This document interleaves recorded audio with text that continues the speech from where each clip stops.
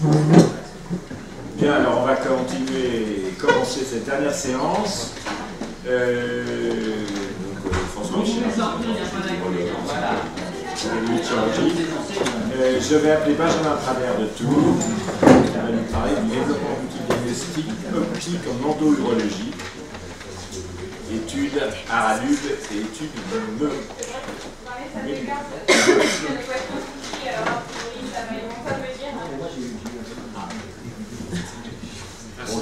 Bonjour. Monsieur le membre de l'Académie nationale de chirurgie, mes chers confrères, je suis ravi de vous présenter aujourd'hui ce travail, ou plutôt ces travaux, sur le développement d'outils diagnostiques en urologie dans la recherche d'améliorer l'innovation en endourologie. Le développement de l'endourologie pour les 30 dernières années a été majeur avec la miniaturisation de nombreux outils à la fois thérapeutiques et diagnostiques, et on a eu l'essor de l'utilisation de l'énergie laser, notamment pour la prise en charge thérapeutique de nos patients. Alors la place du diagnostic en endourologie, c'est un enjeu majeur aujourd'hui dans notre spécialité, et les technologies laser et optiques, c'est un axe essentiel dans l'innovation chirurgicale mini-invasive, et notamment en urologie. Mais c'est toujours très peu utilisé, parce qu'il y a des difficultés techniques, il y a des difficultés d'interprétation, et ça reste des outils qui sont pour le moment peu développés. Donc on a fait deux études pour un seul et même but, développer un outil diagnostique pour la chirurgie endourologique. La première étude, c'est le projet MUC, pour Multimodal Endomicroscopy for Urothelial Carcinoma, qui est un projet afin d'évaluer, comme je vais vous le présenter, le diagnostic des tumeurs urothéliales, des carcinomes urothéliaux, dans les voies excrétrices supérieures, comme vous pouvez le voir sur cette imagerie à l'intérieur du piélon avec une tumeur piélique. Et la deuxième étude, c'était une étude, l'étude Aralub, l'analyse par spectroscopie Raman des lithiases urinaires en milieu biologique. C'était une étude de faisabilité. L'objectif, c'était d'évaluer, d'analyser la composition de nos calculs qu'on voit quand on fait de l'urétéroscopie souple. Donc, tout d'abord, le projet urothélial. Les carcinomes urothéliaux, c'est un enjeu majeur aujourd'hui. C'est 17 000 décès par an aux États-Unis. Et l'enjeu, c'est le diagnostic. Parce que le diagnostic change totalement la prise en charge thérapeutique de nos patients, à la fois en péropératoire, mais aussi dans les suites qu'on va donner. Et tout cet enjeu se joue sur le grade histologique de nos tumeurs, notamment pour les tumeurs non infiltrant le muscle. Il y a des techniques qui existent déjà pour le diagnostic, il y en a trois, il y a la photothérapie dynamique, l'endomicroscopie confocale et le NBI pour Narrowband Imaging. Le problème de ces techniques, c'est qu'il y en a deux qui utilisent des fluorophores exogènes, c'est-à-dire qu'on est obligé de faire des instillations, comme vous le voyez sur cette vidéo-là, de fluorescéine ou d'autres produits dans la vessie. Et l'autre problème, c'est une difficulté d'interprétation majeure, notamment avec l'endomicroscopie confocale, qui permet soi-disant de faire de l'analyse, enfin qui essaye de faire de l'analyse confocale, mais c'est extrêmement compliqué dans la pratique clinique. Et on s'est posé des questions vraiment de pratique pour faire de l'innovation pratique vraiment dans la prise en charge quotidienne de nos patients. Donc ce projet, c'était l'efficacité de l'analyse optique multimodale, donc plusieurs options thérapeutiques, pour déterminer les grades tumoraux comparativement à l'examen anatomopathologique. C'était une étude prospective qui était un ancillaire à un protocole qui existait à l'hôpital Tenon. Cette analyse optique multimodale était faite sur une plateforme dédiée qui comprenait 4 signaux optiques. Donc on faisait 4 signaux, c'est pour ça que c'était multimodal, à la fois une analyse spectrale en analysant notamment le redox ratio, c'est-à-dire le ratio réduction-oxydation avec le NADH-FAD, une analyse FLIM pour la fluorescence, en fait on analysait la durée de vie de fluorescence. Donc ça c'était des analyses quantitatives, et on associait ça à des analyses qualitatives, avec la mesure de la seconde harmonique et la mesure de la fluorescence par excitation à 2 photons des cellules. Donc l'objectif c'était, sur une même plateforme, d'analyser l'ensemble de ces signaux optiques. Donc on prenait par exemple là une tumeur de vessie, on allait l'analyser avec les différentes modes sur une plateforme et on les comparait ensuite à l'examen histopathologique et anatomopathologique. Alors, nos résultats, la première question qu'on s'est posée, c'est peut-on obtenir des images qui permettent de réaliser un diagnostic en se rapprochant de l'analyse anatomopathologique? Eh bien, la réponse est oui. Grâce à l'analyse qualitative, on arrivait à une corrélation entre la fluorescence de photons et l'anatomopathologie, comme vous pouvez le voir par exemple sur du tissu sain. On arrivait à retrouver exactement les mêmes caractéristiques histopathologiques en analyse anapath et en analyse biphoto. Pareil, donc on réfléchissait sur les grades tumoraux qui gèrent notre prise en charge thérapeutique. Et pareil, les grades tumoraux, on arrivait à avoir les différences, exactement les mêmes différences entre la prise en charge en fluorescence et en anapathe. De même pour le haut grade, donc on différencie sein, bas grade et haut grade dans les tumeurs de vessie et les tumeurs urothéliales en général. On avait exactement la même chose avec des similitudes en termes de corrélation entre haut grade et bas grade. La deuxième question, c'était peut-on obtenir au travers d'une fibre laser le grade tumoral de nos carcinomes urothéliaux? En faisant une analyse quantitative, on a réussi, grâce à une analyse spectrale et notamment à l'analyse du redox ratio, à différencier le tissu sain, le carcinome urothéliaux de bas grade et les carcinomes urothéliaux de haut grade de façon significative. On obtenait, avec le redox ratio, des valeurs différentes entre les trois caractéristiques.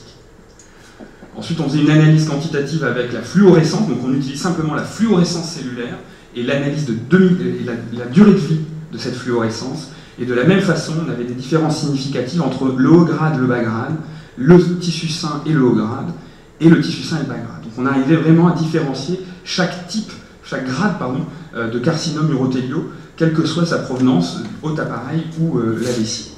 En conclusion, on avait donc une différenciation des grades, et comparativement aux autres techniques, on utilise une fluorescence endogène, on utilise la fluorescence des cellules, on n'a pas besoin de fabriquer autre chose supplémentaire à mettre dans le patient. Ça ne nécessite pas d'interprétation par le chirurgien, contrairement à l'image que je vous ai montrée, c'est-à-dire que l'ordinateur nous dit directement c'est du haut grade, c'est du bas grade, c'est du tissu sain. Et ce qui est intéressant, c'est qu'on a réussi à obtenir, grâce à une fibre laser, 4 techniques pour le même diagnostic. Et les 4 techniques différenciées nous montraient une différence entre haut grade, bas grade et sain. Et quand on fait les 4 techniques en même temps, on arrive de toute façon, on arrive encore mieux à valoriser le diagnostic du grade tumoral. Donc ça, c'était notre première étude sur le versant oncologique. Et la deuxième étude, c'était l'étude Aralug sur la maladie lithiasique, qui est un enjeu de diagnostic et de prévention aujourd'hui. C'est 10% en population générale, c'est majeur, avec 50% de récidives des patients qui ont déjà fait une colite néphrétique.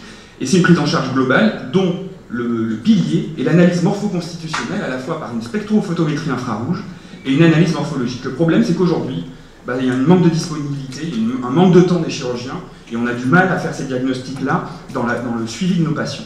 Et donc la question qu'on s'est posée, c'est peut-on, nous, réaliser ça? C'est-à-dire qu'on est des urologues, mais on n'est pas simplement des casseurs de cailloux, comme pourraient le dire certains de nos collègues, mais on est aussi on est une spécialité médico-chirurgicale. Et l'objectif du diagnostic opératoire de nos calculs, c'était évidemment d'améliorer la fragmentation de nos calculs, mais aussi de débuter précocement une prise en charge médicale. Voilà l'objectif et les perspectives de ce projet. Donc l'objectif, c'était d'évaluer la faisabilité de l'identification par une spectroscopie spécifique qui est la spectroscopie Raman, en milieu biologique, en moins de 30 secondes. Pourquoi 30 secondes? Parce qu'on est des chirurgiens et qu'on n'attendra pas 15 minutes pour avoir un diagnostic. Quand on fait un diagnostic péropératoire, on voulait quelque chose de très pratique et de très pragmatique. Les critères secondaires, c'était de regarder si le milieu biologique, vu qu'on est dans l'urine, est-ce que ça modifie quelque chose par rapport à l'air? Et puis nous, en péropératoire, on lave le rein avec du sérum physiologique, donc ça diminue, ça change les caractéristiques de l'urine. Est-ce qu'il y avait une différence entre les calculs et est-ce que notre fibre laser, il fallait une distance spécifique pour être près du calcul ou pas? On voulait vraiment quelque chose de pragmatique. Donc on a pris les différents types de calculs qui existent dans la calculothèque de l'hôpital Tenon, et on a utilisé au moins 3 voire 6 calculs par classe thérapeutique, et on les a analysés dans différents milieux, l'air, l'urine et l'urine diluée, puisque c'est ce qui se rapproche le plus de l'activité chirurgicale quotidienne qu'on fait en urétéroscopie. Donc les avantages de la spectroscopie Raman, normalement c'est une signature spectrale qui est très claire. Le gold standard, c'est la spectrophotométrie infrarouge. Le Raman, donc c'est une signature claire avec une mesure qui est possible en solvant à queue, ce qui n'est pas possible avec la spectro-infrarouge, et de pouvoir faire des cartographies de surface quand c'est couplé à une microscopie.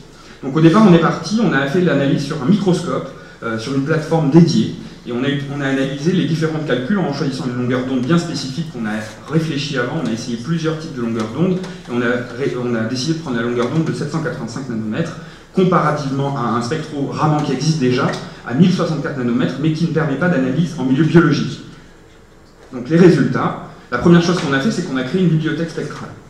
C'est-à-dire qu'on a fait une banque de données dans laquelle on a analysé plus de 300 calculs, et dans lesquels on a essayé de regarder si on avait des pics significatifs, et comme je vous l'ai dit, le Raman, c'est une définition, et donc c'est la même chose pour tout le monde, et on a vérifié si on arrivait à avoir des spectres exactement les mêmes pour chaque type de calcul. Et donc on a réussi à avoir pour chaque classe de calcul un spectre caractéristique. Un type de lithiase, une signature spectrale spécifique, c'est ce que je vous disais. On a regardé sur un même calcul, on a fait plusieurs analyses, et bien on obtenait la même signature spectrale. Et puis après on a pris plein de calculs de la même classe, et on a regardé si on avait les mêmes signatures spectrales pour confirmer les choses. Et oui, comme vous pouvez le voir, on a les mêmes signatures spectrales en fonction des échantillons qu'on utilise. Et donc on arrivait à avoir une reproductibilité en termes d'évaluation de la signature spectrale.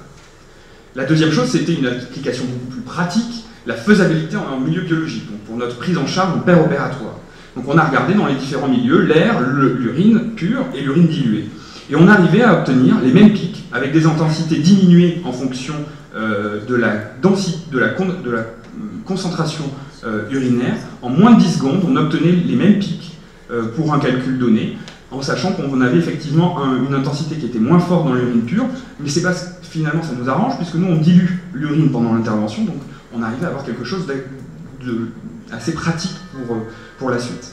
La distance calcul fibre a été analysée, et de la même façon, on avait une signature similaire, qu'on soit à distance ou proche du calcul, mais une meilleure définition quand la fibre était au contact, ce qui est beaucoup plus facile pour nous chirurgicalement d'être collé à un calcul que d'essayer de trouver une bonne distance pour avoir une analyse.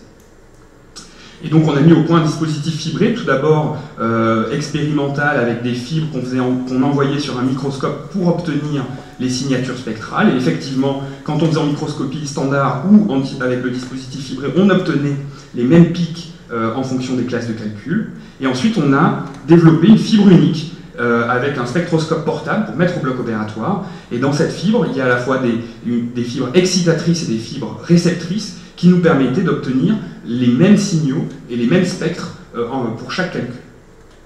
En conclusion, l'analyse Raman en milieu biologique était réalisable, elle était reproductible, mais surtout elle avait un fort potentiel d'applicabilité technique, puisque les analyses étaient réalisées en moins de 30 secondes, avec une fibre au contact, ce qui est facile pour le chirurgien, en milieu urinaire et en milieu urinaire dilué, ce qui est notre cas en pratique courante, et c'était interprétable à l'aide d'une seule fibre laser. Cette fibre laser par la suite été développée et est en train d'être améliorée. Donc c'est de vraies perspectives pour la suite, puisque aujourd'hui, comme je vous l'ai dit, ces diagnostics et cette utilisation de la fibre laser nous permet de travailler sur l'utilisation in vivo de ces fibres laser, puisqu'on a eu les résultats en laboratoire. Et la suite de cette prise en charge, ça va être le développement de ces fibres laser, évidemment par le laboratoire, mais aussi par l'industrie dans les suites, pour une étude clinique. Je vous remercie. Bon, bravo pour ces deux travaux vraiment passionnants. Est-ce que vous avez des questions à poser à Mme Prader? Oui.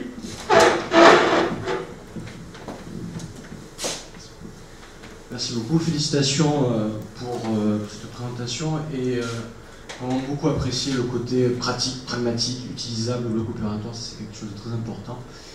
D'une façon générale, en urologie on comprend bien, je suppose que vous devez avoir aussi envisagé d'autres types de chirurgie où ce serait utilisable rapidement. Alors tout à fait, et c'est là où il y a un vrai essor, notamment de la technique multimodale en cancéro. C'est vraiment sur les frémissements d'une nouvelle innovation technique, puisque en neurochir, c'est par hasard moi, que j'ai développé ce sujet, c'est en discutant avec ma maître de stage qui travaille à Paris 12 à Saclay, qui avait commencé à trouver qu'il y avait des différences en termes de grade sur les méningiomes. Et le process de fibre laser et d'études de ces tumeurs au niveau urologique a débuté en fait en neurochir et est en train d'être développé. Ils ont commencé, c'est-à-dire qu'eux ils font des extampos au bloc et ils le font sur la table à côté. Parce qu'ils n'ont pas vraiment d'études, on va dire en pair op pure, mais ils ont exactement les mêmes résultats avec une différenciation selon le grade dans les méningiomes. Donc il y a un vrai process, et par ailleurs, la spectroscopie Raman est déjà utilisée en gastro-entérologie.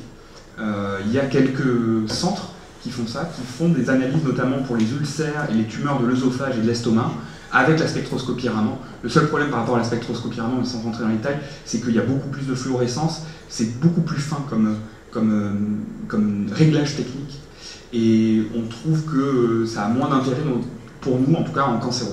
Voilà. J'avais une question à te poser pour le calcul, par exemple. Oui. On sait qu'il y a des calculs, donc pour les calculs Pour les calculs qui ont une formulation homogène, il n'y a pas de problème. Alors, on sait qu'il y a des calculs qui sont mixtes. Donc les courbes, quand un calcul est mixte, qu'est-ce que ça donne? Et la deuxième question pour les calculs, c'est, on l'a vu sur la présentation des courbes, il y a obligatoirement des chevauchements. C'était le même problème quand on a fait des études de densité des calculs au scanner, lorsque le scanner est arrivé au départ, et où il y avait des chevauchements suivant les variantes lithiasiques. Alors comment vous avez réglé ces deux problèmes-là? Alors c'est une très très bonne question qu'on n'a pas totalement solutionné. La première, pour répondre à l'aspect, nous effectivement on a pris des lithiases pures pour avoir quelque chose de standardisé pour faire une base de données. La réponse à la question qu'est-ce qui se passe quand j'ai un calcul mixte? La première réponse, c'est qu'il ne faut pas oublier que c'est une analyse paire opératoire, donc il reste l'œil du chirurgien. Donc l'œil du chirurgien déjà va dire, bon je pense que c'est plutôt ça.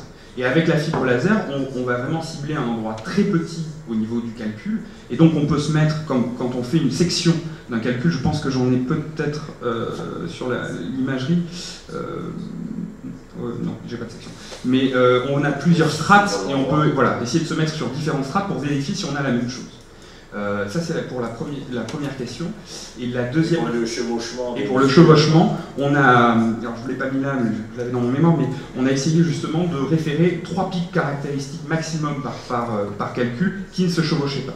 Et aujourd'hui, il n'y a aucun, dans les différents types de calculs, il n'y a aucun chevauchement pur. Alors il y a des pics qui sont très proches, mais quand, sur un modèle mathématique, quand on associe 3 pics ensemble, on arrive à pouvoir discriminer les différences entre les calculs. Et alors sur les tumeurs, cette fois-ci,